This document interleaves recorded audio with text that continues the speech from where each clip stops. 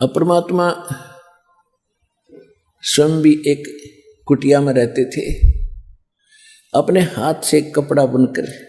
पुण्यात्मा विचार करो, एक थान बनाने में एक पतले से धागे को ऐसे डालना, फिर ऐसे डालना, फिर ऐसे डालना, एक दिन में कितना बना पा सकता है? ज्यादा से ज्यादा 1.5 फुट 2 फुट। और परमात्मा ये काम करते थे और उसी से जो मेहनताना मिलता था उससे निर्वाह करते थे। और फिर भी अगर बच जाता था तो उसका दान करते थे, पुण्य में लगाते थे।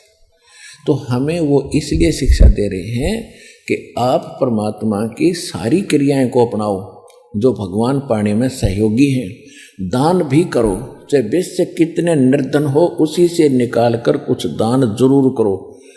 जैसे आप जब इस ज्ञान से पूर्ण रूप से परिचित हो जाओगे, इस मार्ग से, तो फिर आप आनाकानी नहीं कर सकते दान करने में। कैसे? जैसे एक किसान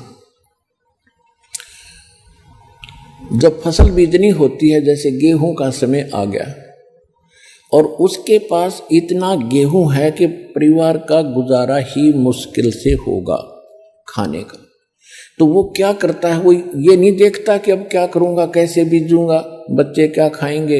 इसको अगर बीज दिया तो उसको इतना पता है अगर नहीं बीजूंगा तो फिर कति भूखा मर जाऊंगा, आगे भी कुछ नहीं होगा।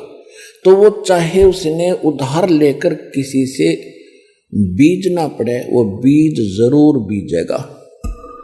और उसके बीजने के बाद भी फिर बहुत सा काम है, वो सारे खर्च भी करेगा और फिर उसके बाद देखो वो मालो माल हो जाएगा।